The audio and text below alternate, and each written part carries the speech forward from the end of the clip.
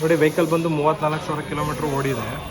But customer ಏನಕ್ಕೆ ತೊಗೊಂಬಂದಿದ್ದಾರೆ ಅಂತಂದರೆ running ಟೈಮಲ್ಲಿ ಆಫ್ ಆಗಿದೆ ಅಂತ ಹೇಳ್ಬಿಟ್ಟು ತೊಗೊಂಡು ಬಂದಿದ್ದಾರೆ. ಬಟ್ ಕೀ ಆನ್ ಮಾಡಿದ ತಕ್ಷಣ ಪದೇ ಪದೇ ಫ್ಯೂಸ್ ಹೋಗ್ತಿದೆ. ಇದು ECU 7.5 ಫ್ಯೂಸ್ ಇದೆಯಲ್ಲ, ಇದು ECU ಫ್ಯೂಸು ಅದು ಹೋಗ್ತಿದೆ. ಏನಕ್ಕೆ ಹೋಗ್ತಿದೆ ಅಂತ ಹೇಳಿದ್ರೆ ನೋಡಿ, ಈ ವೈರ್ ಡ್ಯಾಮೇಜ್ ಆಗಿದೆ.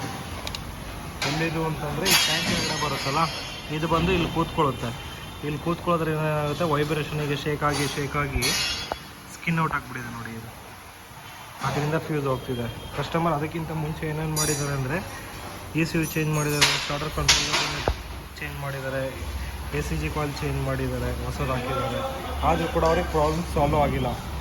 ಸ್ವಲ್ಪ ರನ್ ಆಗುತ್ತೆ, ಸ್ವಲ್ಪ ವೈಬ್ರೇಷನ್ ಆಗಿದ ತಕ್ಷಣ ಇಲ್ಲ ರೈಸ್ ಮಾಡಿದ ತಕ್ಷಣ ಆಟೋಮೆಟಿಕ್ ಈ ಫ್ಯೂಸ್ ಹೋಗ್ಬಿಡುತ್ತೆ ECUದು. ಏನಕ್ಕೆ ಅಂತಂದರೆ ಇಲ್ಲಿ ಶಾರ್ಟ್ ಆಗ್ತಿದೆ. ಅದರಿಂದ ಕಸ್ಟಮರ್ ತೊಗೊಂಡು ಬಂದಿದ್ರು. ಇವಾಗ ವೈರಿಂಗ್ ಕಿಟ್ ಏನು ಚೇಂಜ್ ಮಾಡ್ತಿಲ್ಲ, ಇದಕ್ಕೆ ಟೇಪ್ ಹೊಡೆದ್ಬಿಟ್ಟು ಅಡ್ಜಸ್ಟ್ ಮಾಡಿಬಿಟ್ಟು ಇದೇ ವೈರಿಂಗ್ ಕಿಟ್ ಕೊಟ್ಟು ಕಳಿಸ್ತಾಯಿದ್ವಿ.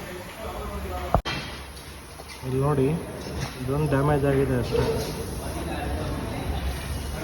ಈ ಫ್ಯೂಸ್ ಹೋಗ್ತಿದೆ. ಅಂದಾಜು ಎಷ್ಟು ಫ್ಯೂಸ್ ಚೇಂಜ್ ಮಾಡಿರ್ಬೋದು ಹೇಳಿ?